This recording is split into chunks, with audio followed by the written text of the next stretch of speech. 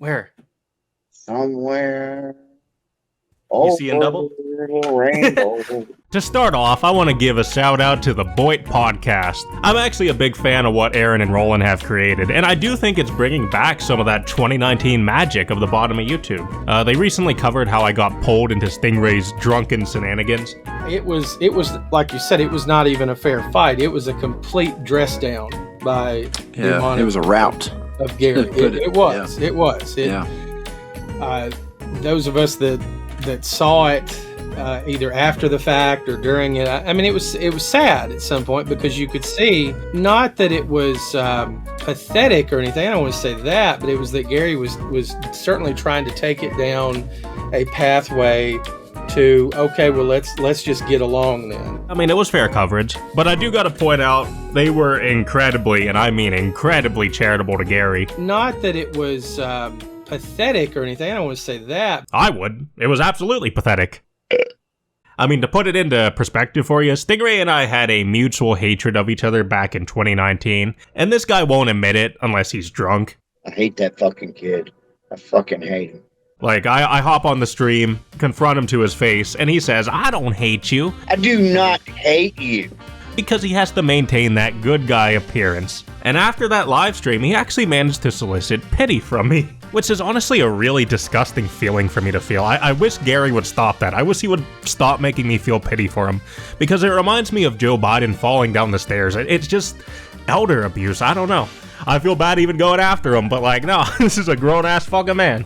Me saying the BOYT podcast was charitable is not a criticism. They are good people, and they have that southern hospitality. Me, on the other hand, I have something called northern aggression. I'm like the Union, I'm built to win wars. Stingray tried to play off the incident like he was a heel causing drama, even comparing himself to Ric Flair. You know this shit's ridiculous, alright? Oh, I know it's ridiculous, that's why I hopped on here laughing at you. Yep, this is the image I get when I think of a big bad villain. I would rather be friends than enemies. I mean, I don't really have any interest in maintaining communication with you to be a friend. And neither do I. I'm quivering in my boots. Man, this guy is such a great heel. Yes, it was a very entertaining stream. But you can't act like it was because you were being edgy or controversial or offensive. Your entertainment was on par with that of a clown dancing on the side of the street for booze money. People were laughing at you, not with you. My charitable take on it. I haven't had anything to do with Gary in years. I don't treat him like Voldemort, don't care if people mention him or are friends with him or whatever. I'm too busy YouTube-wise to care about him. I mean, I work story to story. One day I'm focusing on something Rockafire related, another day it'll be something like Boogie vs. Wings, iDubbbz, Adam the Woo, etc. But I do like to keep up on the highlights of BOYT, which this podcast is great for. From my understanding with what he said to me, burner accounts have been trolling Gary about his family. He couldn't point to any specific examples of what was said / what was done, but I think the same thing we tell Carpetbagger applies. You put yourself out there, you mention your family on stream, his daughter has a YouTube channel with her name on it, the trolls are sadly gonna use that as ammunition. I deal with it on a bigger scale than he does. You just gotta block these accounts and focus on what matters. Entertaining the audience. You can speculate all you want about who runs what account, but it ain't worth stressing over. And that's a sentiment I stand by. If his daughter was a little-ass kid, I'd be defending him till the cows come home, but I'm pretty sure she's around the same age I am. Someone mentioning his daughter's name when both Gary and this adult woman have publicly put it out there on social media is not worth the live drunk meltdown we've all witnessed. And if you ask me, him doing this is only going to encourage trolls to do it more. Anthony actually had a really good take on this. And the only reason people even know who Autumn is or even her name is because he constantly talks about her. Gary has been talking about her for at least 6 years now. Just like I tell Jacob, you can't talk about your family and then get pissed off if anyone mentions them. You're the one who made them no longer off limits by making their lives a part of your content. You are also not allowed to call people stalkers just because they remember names and things you've talked about.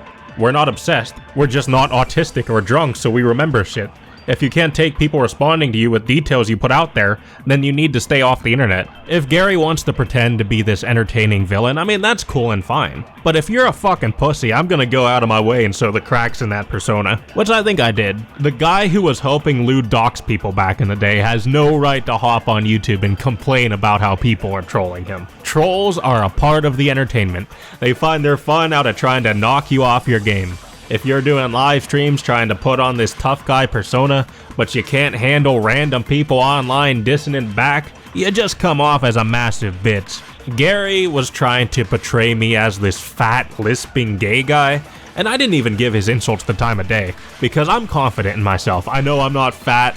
Sometimes I stumble over my words like a drunken sailor, but I got a good radio voice. I'm very confident in that too. It's one of my best assets. I also don't have an issue with the gays like Gary does, but I'm pretty happy with my girlfriend, and I don't see myself switching teams anytime soon. Maybe he wants me to, cause Gary's entire live stream gave off obsessive ex-girlfriend vibes. I mean, Maddie and I were even watching the replay together. We were laughing about it, and Steven jokingly remarked, "He's mine, back off."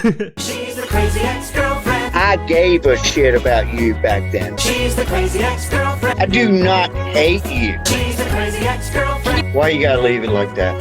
She's so broken inside. I know it happened a long time ago. C-R-A-Z-Y. I hate that fucking kid. I fucking hate him. Crazy ex-girlfriend.